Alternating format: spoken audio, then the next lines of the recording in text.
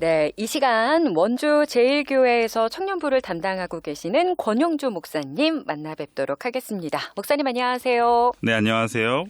자, 한 주의 시간이 흘렀습니다. 잘 네. 지내셨어요? 네, 잘 지냈습니다. 자, 오늘 우리가 나누게 될 이야기 지난번에 저희가 살짝 공개를 하긴 했어요. 그렇죠. 지난번에 저희가 이제 매번 다음 세대를 함께하고 있는 목회자로서 많은 저에게 질문들이나 강의를 부탁하는 건 기성세대가 다음 세대를 어떻게 이해해야 되고 또 그들을 어떻게 품어줘야 되고 그들과 어떻게 함께 가야 되느냐에 대한 질문들을 많이 하세요. 그런데 또 그거하고 반대로 어른들은 가끔씩 저한테 와서 이야기하시는 건 왜 우리만 이해를 해야 되는 거냐. 네. 그리고 왜 우리만 항상 꼰대 같다는 이런 평을 받아야 되는 맞아요. 거냐라는 이야기들을 하시기도 하고 네. 오히려 청년들이 그리고 다음 세대들이 그럼 기성세대들과 함께 그 교회 공동체 안에서 같이 가는 건 어느 한쪽에 맞춰준다기보다는 뭔가 서로가 서로를 인정해주고 같이 갈 수 있어야 되는 것 아니냐라는 그렇죠. 이야기들을 하시거든요. 그래서 어떤 분들은 억울하다. 제가 그래요. 억울하다라고 이야기를 하세요. 네. 근데 저도 요즘 그래요. 저도 어느 순간부터 저희 청년들에게 이제 약간 꼰대가 되기 시작했거든요. 네. 네. 그래도 예전 저희 이제 리더들도 1세대, 2세대, 3세대가 있다고 그랬잖아요. 저희 요번이 지금 이제 3세대고 저희가 내년쯤 이제 4세대가 벌써 이렇게 세대 교체가 되는데 1세대, 2세대까지만 해도 제가 잘 못 느꼈어요. 네, 제가 같이 가는 것에 대한 불편함이나 또 제가 요구하고 제가 말하는 것이 같이 나눠지는 것에 대해서 그렇게 별로 거부감이 없었는데 확실히 이번 3세대 리더들과 이야기를 하고 뭔가 프로그램을 그리고 교회 공동체 안에 여러 가지를 세워가는 과정에서는 제가 많이 위축되기 시작해요. 네, 뭔가 이야기를 하면 그들의 표정들이나 또 그들의 의견들은 목사님 약간 이거는요 하면서 근데 저는 또 예전 방식으로 야 이거는 이렇게 걸어왔으니까 또 이건 이런 결과가 있었다니까라고 이야기를 했을 때 그 청년들은 그게 저희하고는 다른 거잖아요. 저희 시대하고는 다르고 지금 저희 상황과는 다르지 않아요? 라고 이야기를 해요. 와, 어렵다. 가장 대표적이었던 게 뭐냐면 리더 모임 시간이었어요. 예전에도 제가 한번 초창기에 한번 말씀드렸던 것 같은데 저희 처음에 제가 1세대 리더들을 세울 때 리더 모임 시작 시간이 6시였거든요. 저녁 아침. 네. 네. 토요일 아침 6시요. 6시. 네. 그래서 새벽 기도 끝나고 그다음에 좀 쉬다가 저는 네. 바로 리더 회의와 리더 교육을 들어갔어야 됐어요. 네. 근데 그것도 뭐 제가 하려고 했던 게 아니라 청년들이 요구를 했었어요. 왜냐하면 토요일 날 점심 시간과 저녁 시간을 확보해 달라는 거였어요. 리더들이. 점심 약속, 그다음에 결혼식, 여러 가지 또 토요일 저녁 약속들을 잡으려고 하면 모든 걸 일찍 끝내야 되는 거예요. 그래서 6시에 시작해서 최소한 10시 전에는 끝내주세요. 이렇게 돼서 네. 저희가 그렇게 시작을 했던 거예요. 네. 그래서 그렇게 시작하던 리더 교육과 리더 회의가 이제 2세대, 3세대로 없어 시간이 조금씩 뒤로 늦춰지나요? 네, 늦춰지게 됐어요. 지금 현재는 9시에 모여요. 9시에 모이는데 이 9시에 모이는 것도 제대로 잘 안 모여지고 자꾸 지각을 한단 말이죠. 네. 그래서 제가 이제 그때 이야기하는 거예요. 야, 예전에 이 여기서 꼰대가 나오고 꼰대가 꼰대가 나오죠. 되는 거죠. 예전에 니네 선배들은 이러지 않았다. 야, 너네들 이 9시에도 이렇게 늦으면 어떡하냐라고 이야기할 때 이제 벌써 표정들이 바뀌고 9시도 너무 이르다는 거예요. 왜냐하면 지금 저희 리더들 중에 대부분은 직장 생활을 하고 있는 리더들이 많거든요. 네. 그러니까 토요일 아침은 정말 자고 싶은 좀 여유를 누리고 싶은데 9시면 거의 출근 시간이잖아요. 네. 그러니까 그 친구들은 더 늦춰달라고 그래요. 막 10시. 좀 더 늦어지면 안 돼요? 아니면 저녁에 오후에? 그런데 그렇게 되다 보면 또 예전에 겪었던 네. 그 청년들이 겪었던 경험이 전 있잖아요. 그렇게 되면 그들이 주말에 시간이 다 없어지는 것도 알고 그걸 아무리 설명을 해도 이 친구들은 그것에 대한 이해를 못해요. 그러니까 저도 결국은 목사님은 예전 목사님의 경험 그리고 그때 자꾸 그때 이야기들만 한다. 네. 그러니까 저도 모르게 자꾸 눈치 보게 되고 뭔가 위축되게 되고. 그러니까 네. 요즘은 제가 리더회의 할 때나 그 리더들과 이야기할 때, 청년들과 이야기할 때, 제 예전에 되게 카리스마 있는 목사였는데 네. 요즘은 눈치 보는 목사가 됐어요. 예. 어... 그런데 뭐 저만 그럴까요? 기성세대들이 교회 공동체 안에서 이 다음 세대들을 향해서 뭔가 이야기하고 조언을 하려고 할 때 상당히 위축되는 부분들이 있는 것 같아요. 네. 아니, 일단 그 꼰대라는 단어 자체가 만들어진 순간부터 뭘 말하려고 하면 그죠? 자기 스스로가 이게 꼰대. 그죠? 꼰대라는 잣대가 네. 딱 정말 보여진 것 위축되게 같아요. 만들어요. 맞아요.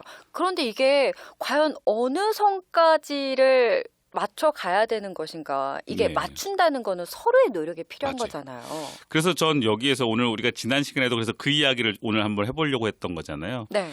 우리가 매번 기성세대가 다음 세대를 맞춰가고 이해하는 것 여기서 끝나는 게 아니라 네. 그러면 그 다음 세대들은 기성세대의 그러한 그들의 가치관이나 그들이 다음 세대를 향해 이야기하고 조언하는 것들 그리고 그들이 가지고 있는 기성세대들만의 모습들을 우리가 어떻게 바라보고 다음 세대들이 네. 그리고 다음 세대들에게 어떻게 우리가 그것을 제대로 바라보고 함께 갈 수 있게 해줄 수 있는지에 대한 가르침 아니면 조언들 뭐 이런 것들 한번 오늘 고민해 보자고 이야기를 꺼냈던 것 같아요. 그죠? 굉장히 근데 난감해 제가 왜 그러냐면 그리고 한 주 동안 제가 정말 고민 많이 하고 네. 그리고 여러 가지를 좀 고민하고 생각해 봤고 찾아봤는데 쉽지는 않은 것 같더라고요. 그럴 것 같았어요. 이게 약간 이런 거랑 비슷하잖아요. 엄마 아빠가 하는 얘기면 그냥 어떤 얘기든 간에 일단 잔소리라는 그것 그렇죠. 때문에 네. 짜증만 나고 그냥 흘려보내는데 맞아요. 지나고 났더니 다 맞는 얘기였네. 네. 이렇게 되는 경우들이 그래서 저도 지금 많거든요. 얘기해 주셨던 그 네. 부분이 저도 공감이 돼요. 뭐냐면 저희 리더들 안에서도 이런 얘기가 있었어요. 그러니까 지금 저희가 이제 2세대 리더들이 그런 경우들이 많아요. 1세대에서 2세대로 넘어가면서 그 2세대 리더들은 결국은 1세대 리더들보다는 다음 세대가 된 거예요. 거기도 그렇죠. 세대 차이가 있더라고요. 네. 그래서 그 2세대 리더들이 계속 1세대 리더들의 하려고 했던 부분들에 대한 불편한 것들, 그것에 대한 잘못됐다고 이야기했던 부분들을 저한테 계속 이야기하고 불평하고 때로는 건의했던 그 친구들이 네. 지금 이제 2세대가 3세대로 넘어왔잖아요. 3세대 리더들이 이야기하는 것을 보면서 이 친구들은 이미 꼰대가 돼 있어요. 그러면서 하는 이야기가 그때 아무개 누나가 아무개 형이 왜 그랬는지를 알겠다는 거예요. 그렇죠. 네. 그래서 그 상황들이 그 위치와 또한 그 위치에서 볼 수 있는 것들이 분명히 다른 것 같아요.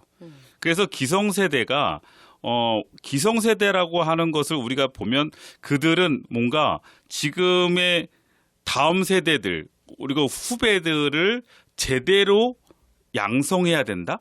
제대로 뭔가 세워줘야 된다라는 책임감이 있는 세대가 그들인 것 같아요. 그게 결국 기성세대죠. 네. 그러니까 뭔가 그들은 그 책임감을 가지고 다음 세대를 바라봐요. 네. 그리고 그 다음 세대들에게 그 책임감에 의해서 뭔가 조언을 하고 이야기를 해줘요. 보이니까 그렇죠. 돌아가지 않았다는 맞아요. 안타까움. 경험했던 거고 걸어왔던 거니까 그것을 이야기해 주는데 그 책임감의 조언들이 그 다음 세대들에게는 그것들이 수용이 잘 안 되는 거예요. 하나의 그냥 잔소리로만 그리고 뭔가 간섭하는 것 같고 뭔가 제약하는 것 같고 그러다 보니까 그것에 대한 거부감들이 나타나기 시작하는 것 같은데 특히 요즘 세대들은 더 아이들이 자라면서 개인에 대한 것들 더 존중해주는 상황 속에서 자라오잖아요. 네. 뭐 저희 때만 해도 저희가 이제 저는 뭐 형제가 둘밖에 안 됐지만 보면 한 명 한 명보다는 형제 그리고 같이 이 형제 간의 이런 것들에 대해서 더 부모님들도 항상 더 저희들에게 말씀해 주시고 그런 부분들에 대해서 강조해 주셨던 것 같은데 네. 요즘은 그 형제보다는 한 사람 한 사람들 너무 또 형제도 그렇게 별로 없고요. 네. 그러니까 그런 상황 속에서 자라왔던 이 아이들은 자신의 가치와 또한 자신이 가지고 있는 이 자신만의 이 생각 그리고 자신만의 나만의 나다움 이런 것들에 대해서 간섭받게 되고 제약하게 될 때 상당한 불편함과 반발심. 거부감 네. 그리고 반발심들이 생기는 것 같아요. 그러다 보니까 요즘 이 세대 간의 갈등이라는 것이 더 극명해지는 상황들인 거죠. 그런데 이 기성세대들은 그것이 간섭하려고 하는 게 아니잖아요. 그래서 저는 다음 세대가 기성세대를 어떻게 이해할 수 있을까에 대한 정답을 우리가 이야기할 수는 없겠지만 한마디로 이야기한다면 니네가 커봐라. 니네가 그 자리 가봐라. 그렇잖아요. 아, 그렇죠. 네, 그런데 문제는 그때까지는 잘 모를 것 같아요. 저도 이제 아이를 키우는 부모로서 요즘 저희 아이들이 이제 사춘기가 막 되고 있어요. 고등학생, 중학생 이렇거든요. 그런데 이 아이들을 보면서 예전에 저의 모습이 계속 오버랩이 돼요. 오. 제가 아버지한테 대들었던 거, 어머니한테 대들었던 거. 왜 이렇게 대드셨어요? 그리고 막 얘기하면 잔소리하지 말라고 그러고 막 방에 문 팡 닫고 들어갔던 뭐 이런 아이고. 모습들, 지난 기억들이 네. 저희 아이들을 보면서 내가 왜 그때 왜 그랬을까? 그때 내가 정말 나는 그랬구나. 그러면서 이 아이들 보면서 이 아이들을 이해해야 되는데 이해가 안 돼요. 야, 너네 이러면 안 돼. 왜요? 저는 그걸 겪어봤거든요. 야, 이거 옳은 게 아니야. 이건 잘못된 거야. 굳이 이렇게 안 해도 돼라는 마음이 저한테 더 이 책임감이죠. 이렇게 되는 것은 옳지 않아라는 것을 바꾸고 싶은 책임감이 저한테 있는 거예요. 네. 그러다 보니까 그것을 좀 더 이야기하게 되고 그런데 이 아이들은 그거에 대해서는 전혀 받아들일 마음이 없어요. 그러다 보니까 요즘 모든 이야기들이 결국 기성세대들이 젊은 다음 세대들을 포용하고 이해해야 된다 쪽으로 가게 되는 것 같아요. 네. 그리고 지금까지 모든 세대 간의 갈등에 대해 답은 다 그렇게 풀어왔던 것 같아요. 저희 때도 그런 얘기 나왔고 그 전 세대 때도 그런 얘기 나왔고 네. 그러나 교회 안에서는 목회자의 입장에서는 그렇다고 해서 그러면 어른들 다 청년들 맞춰주십시오.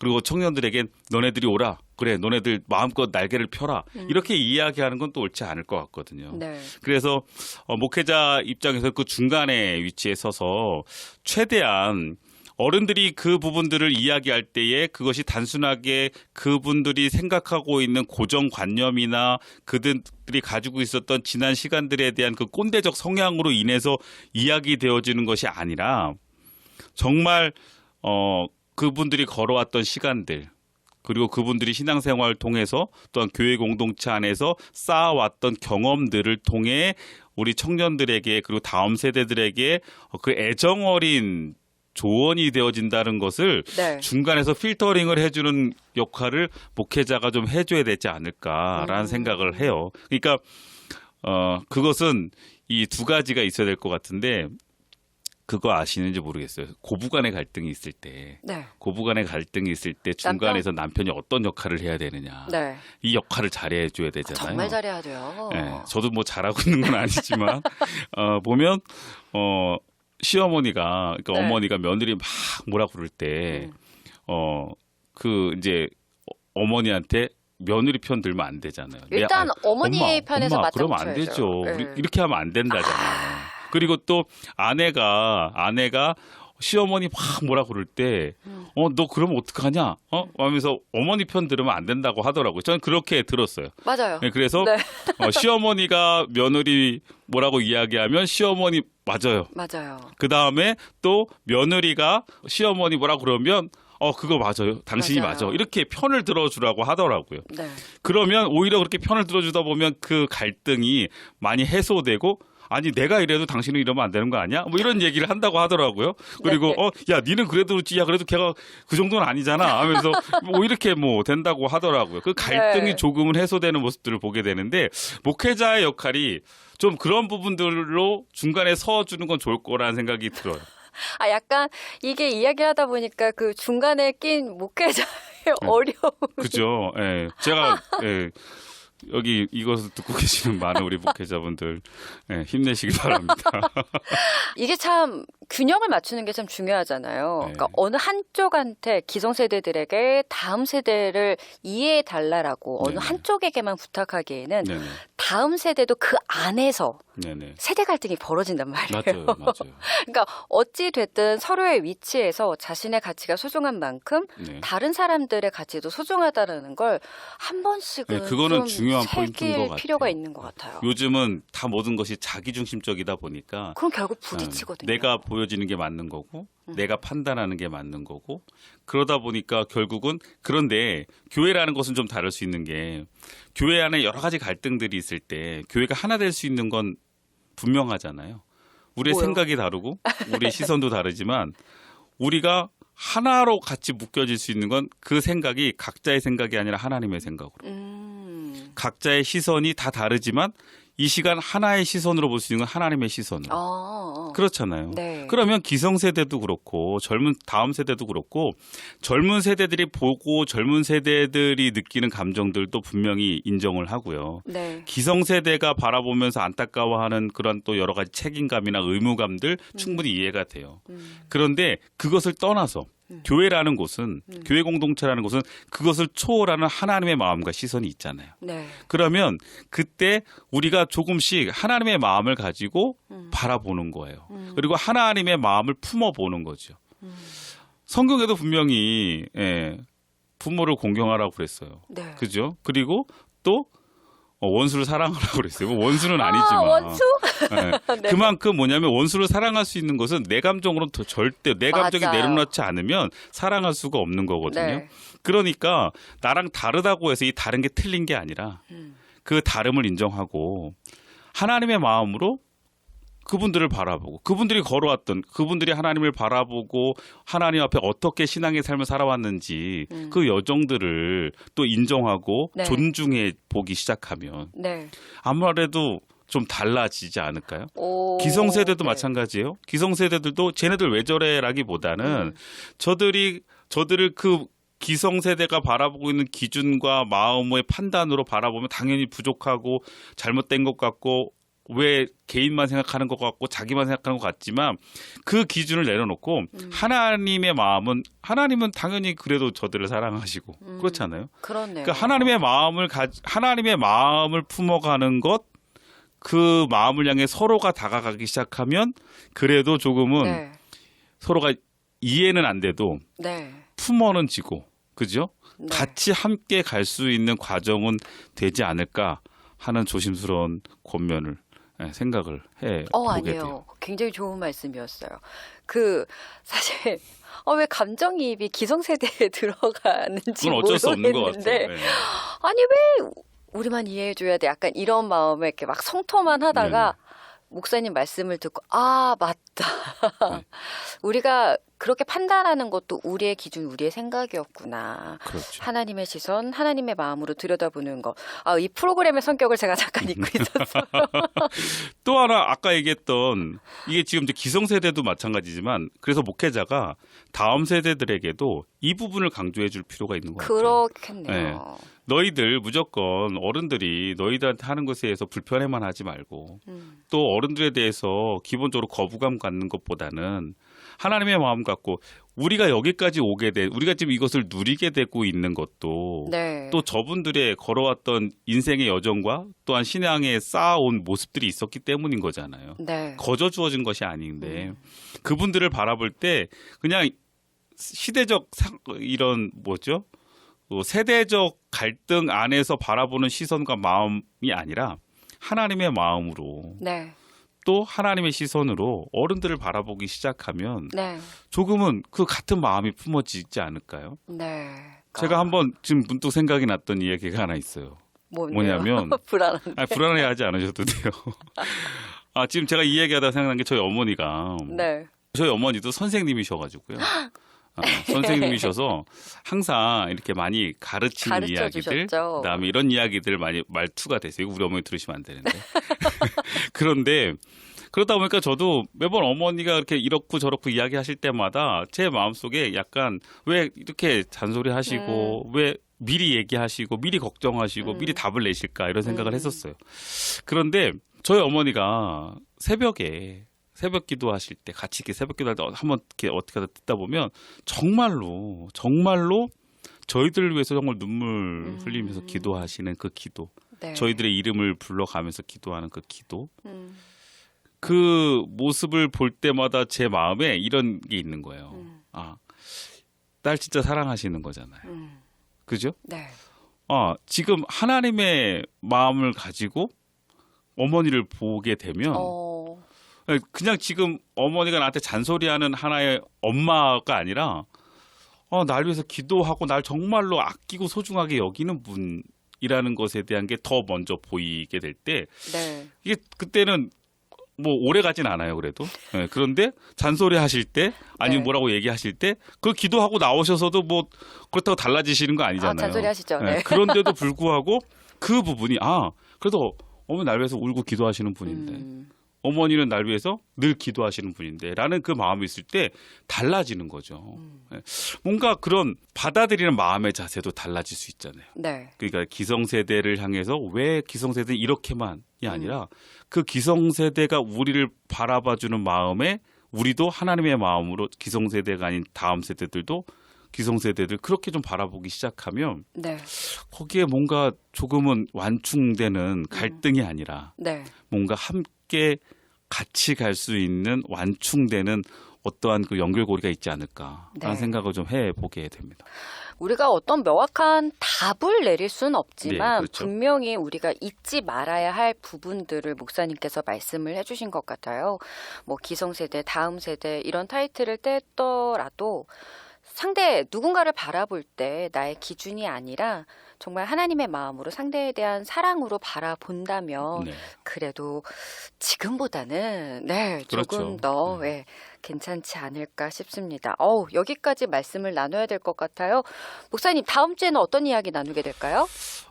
다음 주에는 저희 청년부가 코로나를 저희도 겪었잖아요. 모든 교회가 코로나를 겪으면서 교회 공동체들 특히 청년 공동체들이 많이 그 활성화되는 부분들도 사라지고 또 같이 함께하는 프로그램들도 많이 사라졌던 그때 저희 청년부에 프로그램 하나가 있었어요. 네. 슬기로운 나눔 생활이라는 프로그램이 있었는데 네. 그 프로그램을 통해서 저희 청년들이 다시 활성화되고 뭔가 새로운 마음들을 품고 이렇게 리프레시 됐다고 그러나요?